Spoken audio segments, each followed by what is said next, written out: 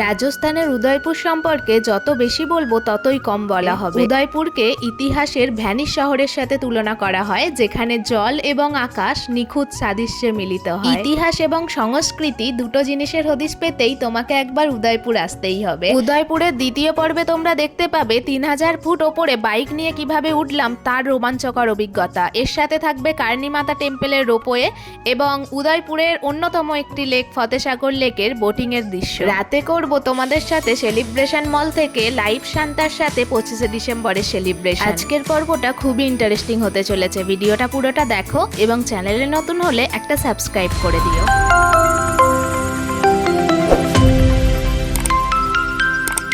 Bike নিয়ে উদয়পুর ভ্রমণের এটা হলো দ্বিতীয় পর্ব। প্রথম পর্বে তোমরা দেখেছিলে সিটি প্যালেস, পিচোলা লেক এবং জাগমন্দির। সিটি প্যালেস থেকেই আমরা রওনা দিয়েছিলাম কার্নিমাতা টেম্পলের উদ্দেশ্যে। পাহাড়ের ওপরে কার্নিমাতা টেম্পলে উঠতে গেলে দুটো পথ আছে, এক হলো সিঁড়ি বেয়ে ওপরে ওঠা আর সেকেন্ড পথ হলো রোপওয়ে। তো বন্ধুরা, কার্নিমাতা টেম্পলটি যে পাহাড়ে অবস্থিত সেটা হচ্ছে 524 ফুট উচ্চতায়, আর তোমাদের প্রায় 4000 কিলোমিটার হেঁটে যেতে হবে, অনেকটাই দীর্ঘ। আর এর মধ্যে 8500 সিঁড়ি অতিক্রম করতে হবে। সেই জন্য হচ্ছে সেকেন্ড পথ হচ্ছে রোপওয়ে, যেটা বানানো হয়েছিল 2008 সালে। তো বন্ধুরা, এখন রোপওয়ে পথটি বেছে নিয়েছে। এই রোপওয়ে পথটি অতিক্রম করতে 4-5 মিনিট লাগে। আর এই রোপওয়ে থেকে বসে তোমরা দেখতে পাবে city lake of Pichola, city palace, Fatehsagar lake আর উদয়পুর সিটির অসাধারণ ভিউ। সবাই কার্নিমাতা টেম্পলে যাওয়ার জন্য খুব আগ্রহ হয়ে থাকে, কিন্তু আমরা দুর্ভাগ্যবশত আমরা যেতে পারিনি, অনেকটা ওয়েটিং ছিল। বন্ধুরা, আমরা এখন কার্নিমাতা মন্দিরের সামনে এসে দাঁড়িয়ে আছি। এদিক দিয়ে হলো রোপওয়ে রাস্তা, মানে রোপওয়ে করে তুমি মন্দিরে উঠতে পারো। আর সিঁড়ি দিয়েও উঠতে পারো। সিঁড়ি অনেকগুলো স্টেপ আছে, মানে অনেকগুলোই, সেটা সম্ভব নয় সবার পক্ষে সিঁড়ি দিয়ে ওঠা। সিঁড়ি দিয়ে উঠলে নাকি ভগবানের কাছে অবশ্যই পুণ্য লাভ হয়, কিন্তু এখনকার দিনে জেনারেশন মানে আমাদের পক্ষে পসিবল না, সেই জন্য আমরা রোপওয়েটাই বেছে নিয়েছি। কিন্তু এখন রোপওয়ের এতে গিয়ে আমরা প্যালেস ঘুরলাম না, চলে এলাম যাতে রোপওয়েতে তোমাদের দেখাতে পারি রোপওয়ের এনজয়মেন্ট। কিন্তু আমাদের এতটাই লাক খারাপ, আমাদেরকে এখন 2-3 ঘন্টা ওয়েট করতে হবে টিকিট পাওয়ার জন্য। এতটাই ভিড়। 25শে ডিসেম্বর আজকে, বুঝতেই পারছো, টপ সিজন। তো সেই জন্য আমরা বেরিয়ে যাচ্ছি। যদি কালকে কভার করতে পারি করব, না হলে আমাদের আর কিছু করার নেই। তো চলো আমরা নেক্সট ডেস্টিনেশনের দিকে আগাই, না হলে আমরা কভার করতে পারবো না। বন্ধুরা, আমরা বেরোনোর পথে তোমরা যেই প্লেসটা দেখতে পাচ্ছ এটা হচ্ছে দুধতলাই, খুব ফেমাস জায়গা। তো এটা উদয়পুর সেন্টারের মধ্যে থাকে। আর এটা একটা পুকুরের চারিধারে লেক পিচোলার সামনে ছোট বড় মার্বেল দিয়ে নানা রকম স্থাপত্য বানানো আছে। তো এটা খুব সুন্দর, এখানে অনেক টুরিস্টরা আসে দেখার জন্য। তো বন্ধুরা, এখানে চাইলে তোমরা ক্যামেল রাইড, হর্স রাইড সবকিছুই করতে পারো। যাই হোক, এখান থেকেও আমরা তাড়াতাড়ি বেরিয়ে যাচ্ছি, কারণ এর পরের গন্তব্য আমাদের সাজানগড় ফোর্ট, যেটা 5টার মধ্যে বন্ধ হয়ে যায়। আর আমরা একদম চলে এসেছি টিকিট কাউন্টারের সামনে। আমাদের পার হেড টিকিট পড়েছে 155 টাকা। এখান থেকে আমাদের টিকিট কেটে বাইকে করে পুরো 3000 ফুট ওপরে উঠতে হবে। আমাদের সেই 3000 ফুট ওপরে ট্রেকিং তোমাদের সামনে এখন শেয়ার করতে চলেছি। আমরা যেখানেই পাহাড়ি রাস্তায় ঘুরতে গেছি, হয় কার থেকেছে বা না হলে বাস থেকেছে, তোমরা তো দেখেছো সবই। কিন্তু এই প্রথমবার আমরা বাইকে করে পাহাড়ে উঠছি। এখানে গাড়ির ব্যবস্থাও ছিল, শেয়ারিংয়ে তুমি বাইক এখানে পার্ক করে উঠতে পারো। কিন্তু আমরা যেহেতু বাইক নিয়ে ট্যুরটা দেখাচ্ছি, তাই আমরা পুরো ট্যুরটাই তোমাদের বাইকের সাথে শেয়ার করব। খুবই তো ভয় লাগছিল, তাও আঁকাবাঁকা রাস্তার মধ্যে দিয়ে আমরা পাহাড়ি পথটা বেশ এনজয় করছিলাম। তোমরাও আমাদের সাথে একটু এনজয় করে নাও।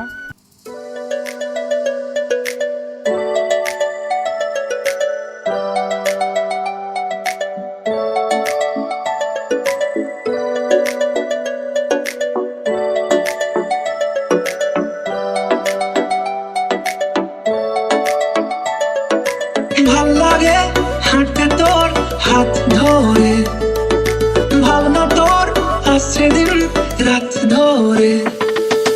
ভাল লাগে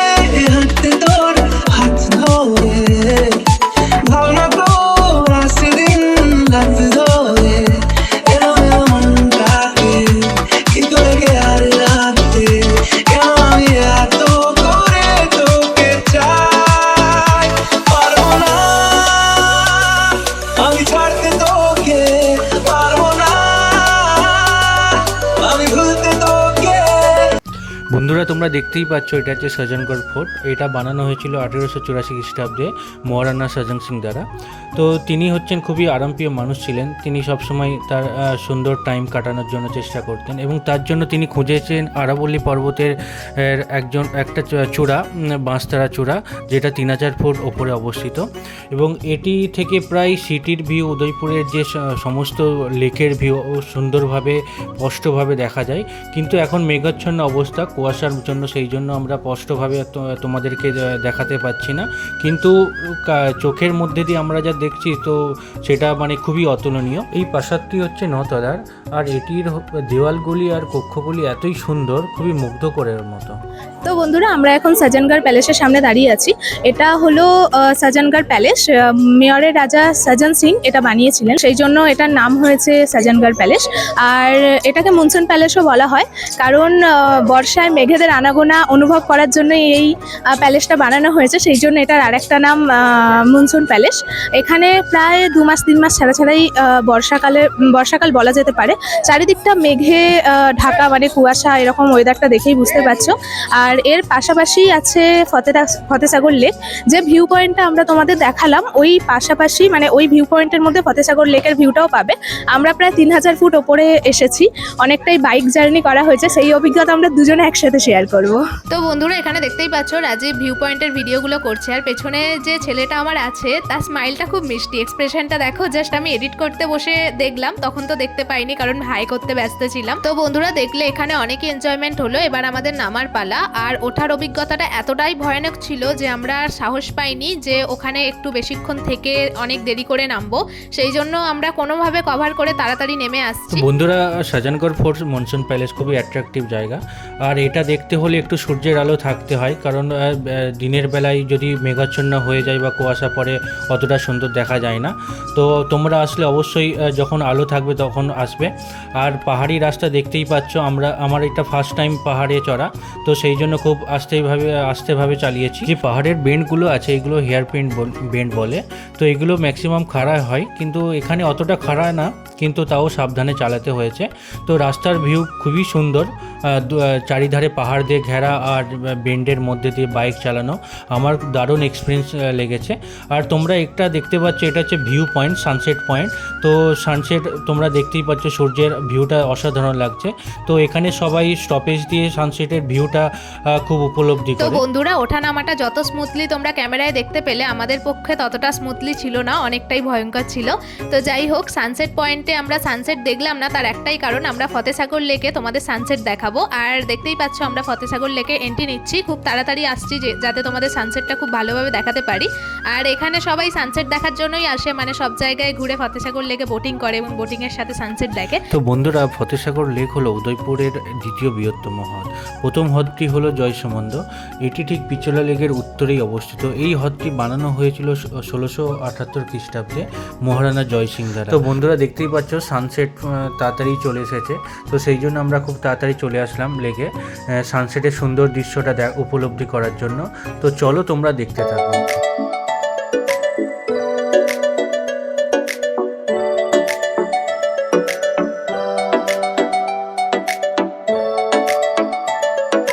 ভাল লাগে হাঁটতে তোর হাত ধরে, ভাবনা তোর আসছে দিন রাত ধরে। ভাল লাগে হাঁটতে তোর হাত ধরে, ভাবনা তোর আসছে দিন রাত ধরে। এলো মনটাকে কি করে গে আর রাতে, কেন আমি এত করে তোকে চাই। তো বন্ধুরা ফতেসাগর লেকে বোটিং এর জন্য আমরা টিকিট কেটে নিয়েছি। এখনো স্পিড বোটের জন্য অনেকটাই লাইন আছে, সেগুলো কভার হতে হতে প্রায় রাত হয়ে যাবে, সেই জন্য এখন শুধু মোটর বোটের জন্যই টিকিট দিচ্ছে, স্পিড বোটের জন্য টিকিট পাওয়া যাচ্ছে না। কর্ন নিয়ে নিয়েছি কারণ লাইনে দাঁড়ানোটা খুবই বোরিং, সেই জন্য খেতে খেতে টাইমটা কেটে যাবে। আমরা আস্তে আস্তে আগের দিকে আগাচ্ছি। 25শে ডিসেম্বর কিরকম ভিড় তোমরা দেখতেই পাচ্ছ। আমরা প্ল্যান করে এসেছিলাম যে ফতেসাগর লেকে তোমাদের বোটিং করতে করতে সানসেট দেখাবো, কিন্তু 25শে ডিসেম্বরের জন্য এতটাই ভিড় যে জন্য আমরা আগে সানসেট তোমাদের দেখিয়ে দিলাম, তারপর বোটিং এর জন্য লাইন দিয়েছি, কারণ বোটিং এর লাইনে দাঁড়িয়ে পড়লে সানসেট দেখাতে পারতাম না। তো চলো আমাদের বোট এসে গেছে। তো বন্ধুরা আমরা ফতেসাগর লেকে বোটিং শুরু করব। লাইফ জ্যাকেট পরে নিয়েছি আর সন্ধ্যাবেলার ভিউটা দেখার জন্য সানসেট তো তোমাদের দেখালাম। আর স্পিড বোট এখন বন্ধ হয়ে গেছে, এখন শুধু মোটর বোট চলছে অনেকগুলো সবাইকে নিয়ে। তো চলো আমরা আস্তে আস্তে আগাচ্ছি আর তোমাদের সাথে শেয়ার করছি। বোট জার্নি দিনের বেলাতেই আমার খুব ভয় লাগে, আর রাতের বেলা বোট জার্নি মানে বুঝতে পারছো, লাইফ জ্যাকেট পরেছি তাও একটা মনের মধ্যে বেশ ভয় ভয় লাগছে। এখন মোটর বোটগুলো বেশি চলছে, স্পিড বোটও চলছে খুব কম। আমরা এখন ফতেসাগর লেকের মধ্যে আছি, বুঝতেই পারছো এটার ইভিনিং ভিউ দারুণ। এখানের হোটেলগুলো মানে যেখানে হোটেল বাড়িগুলো যেখানে আলোর মধ্যে সুসজ্জিত হয়ে বাইরের ভিউটা দারুণ লাগছে। ভিড়টাও অনেক বেশি, সন্ধ্যাবেলা তো আরো জমজমাট ভিড়, কারণ রাতের ভিউ আমরা সানসেটের ভিউটা তোমাদেরকে দেখিয়েছি। আমার তো খুব ভালো লেগেছে, তোমাদের কেমন লেগেছে অবশ্যই কমেন্টে জানাবে। ঠান্ডা ঠান্ডা হাওয়ার মধ্যে ফুরফুরে হাওয়া দিচ্ছে আর ঠান্ডা লাগছে।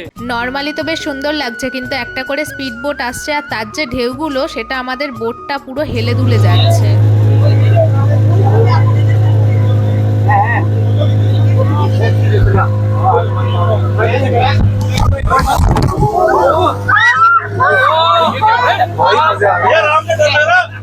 তো বন্ধুরা দেখলে একটা অরিজিনাল এক্সপিরিয়েন্স তোমাদের সাথে শেয়ার করলাম। আমি তো ভাবছিলাম বোটটা ডুবেই গেল।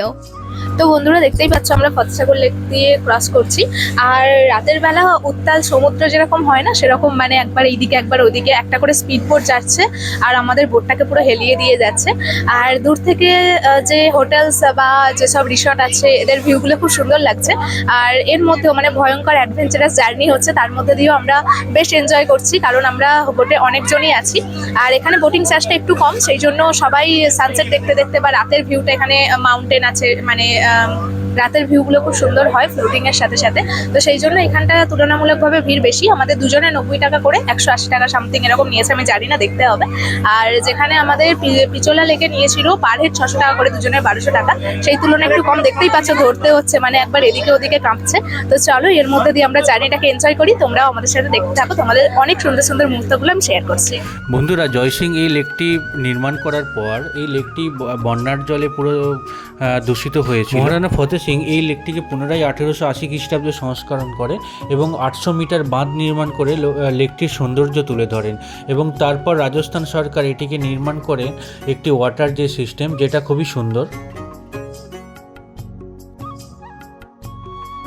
বন্ধুরা দেখতেই পাচ্ছ আমরা এখন এসে গেছি মহারানা প্রতাপ সিং এর একটা মানে সমাধি আছে এখানে, তো তার কাছাকাছি, যেটা ফতেসাগর লেকের একদম অপোজিট সাইডে। আর ফতেসাগর লেকে আসার পর তোমাদেরকে কিছুই বলতে পারিনি, জাস্ট সানসেটটা দেখি আমরা বোটিং এর জন্য চলে গেছিলাম। ভেবেছিলাম একটু যদি আলো আলো থাকে তাহলে ভালো হয়, রাতের বেলা আমি সাঁতার জানি না, আমার খুব ভয় লাগে, তো সেই জন্য আমরা বোটিংটা করে চলে এসেছি। আসার পর আমি তোমাদের ফতেসাগর লেক সম্পর্কে একটু বলছি। এখানে ঘোড়ার গাড়ি, উটের গাড়ি, মানে বিভিন্ন ধরনের রাইড পাবে, স্পিড বোট এবং মোটর বোট দুটোই পাবে। স্পিড বোটটা রাতের পর থেকে বন্ধ হয়ে যায়, মানে এই টাইমটা চলে, কিন্তু 7টার পর বা 7:30টার পর স্পিড বোট চলে না, মোটর বোটটাই শুধু চলে, কারণ স্পিড বোটটা একটু রিস্কি হয়, সেটা সবাই তোমরা জানো। তো আমরা এখানে আরো অনেক এনজয়মেন্ট করব। আর এখান থেকে আমরা মানে আজকে আমাদের চাইলিকি বাড়িতে যাওয়ার কথা ছিল, কিন্তু সময়ের অভাবে আমরা যেতে পারিনি। আমি ভেবেছিলাম বোটিংয়ে চড়বো না, কারণ বোটিং করবো না, তার কারণ হলো 25 ডিসেম্বর যেহেতু অনেক ভিড়, প্রচুর লাইন পড়ছে, সেই জন্য আমরা যেই সময়টার মধ্যে অনেকগুলো জায়গা কভার করতে পারতাম সেগুলো অনেকটা কম হয়েছে, তোমরা ব্লগে দেখতে পাচ্ছ। তো চলো আমরা আরও কিছুটা আগে এগিয়ে যাই, তোমাদের সাথে শেয়ার করছি। তো বন্ধুরা, আমরা এখন ফতেসাগর লেকে পানিপুরি টেস্ট করব। আমি যেই স্টেটেই যাই সেখানে পানিপুরিটা সবার প্রথম টেস্ট করি, যে এখানকার ফ্লেভারগুলো কেমন হয়। পানিপুরি খেয়ে আমরা চলে এসেছি আমাদের আজকের পর্বের শেষ গন্তব্য সেলিব্রেশন মল, যেখানে 25 ডিসেম্বর অনেক সুন্দর করে সেলিব্রেট করা হয়।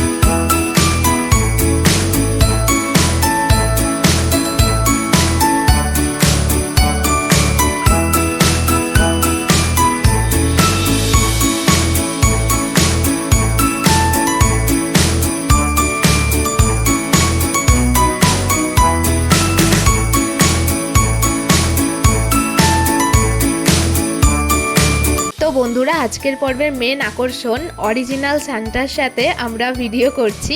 আর এখানে বাচ্চারা গিফট চাইছে আর উনি একটা করে ক্যান্ডি দিচ্ছেন। বেশ এনজয়মেন্টের সাথে কেটে গেল। আর এই মলে এখানে তোমরা বসে খাওয়া দাওয়া করতে পারো, অনেক সুন্দর বেশ জায়গাটা, আমার বেশ ভালো লেগেছে। আমরা এখন নেক্সট সেলিব্রেশন মলে আছি উদয়পুরে। তো এটা হচ্ছে টপ ক্লাসের মধ্যে 1 নম্বর। খুবই দেখতে খুব অ্যামাজিং লাগছে, খুব মনোরম লাগছে, খুব সুন্দর লাগছে। খুব ডিসেম্বরের জন্য না এটা আরো সুন্দর হয়ে গেছে, মানে স্যান্টা আছে, ক্রিসমাস ট্রি আছে, এর থেকে ভালো 25শে ডিসেম্বর মানে ক্রিসমাস ট্যুর সেলিব্রেশন মনে হয় হতে পারে না আমরা যেখানে এসেছি।